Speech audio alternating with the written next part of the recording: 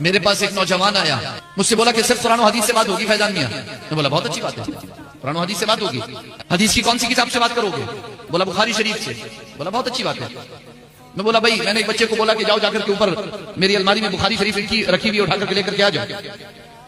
وہ بخاری شریف لے کر کے آیا، وہ اتنے بڑے سائز کی تھی عربی میں۔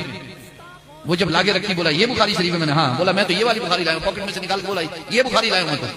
تو اردو میں ٹرانسلیشن ہوا ہوا تھا اس کا، ایک بھی عربی کی حدیث اس کے اندر نہیں تھی، صرف حدیث نمبر پڑا ہوا تھا کہ بخاری کی حدیث نمبر تھی اور آگے ترجمہ ہوا ہوا تھا۔ میں بولا ابھی تو تم کہہ رہے تھے کہ میں قرآن و حدیث کے سوا کسی کو نہیں مانتا، یہ کس مولوی کو جیب میں رکھے پھر رہے ہو؟ بولا مولوی کو نہیں، بخاری کو رکھے پھر رہے ہو۔ میں نے غلط کہہ رہے ہو، جھوٹ بول رہے ہو۔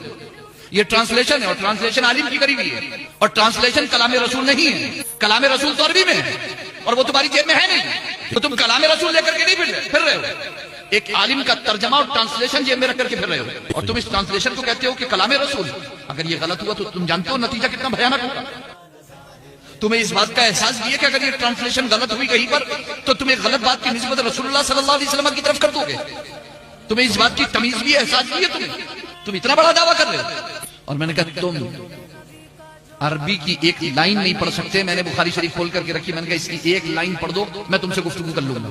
بخاری شریف کھول کر کے رکھی، اللہ جانتا ہے آدھی سطر پڑھنے کے قابل نہیں۔ تو میں نے کہا چلو کوئی بات نہیں، بخاری شریف کا پورا نام کیا ہے عربی میں؟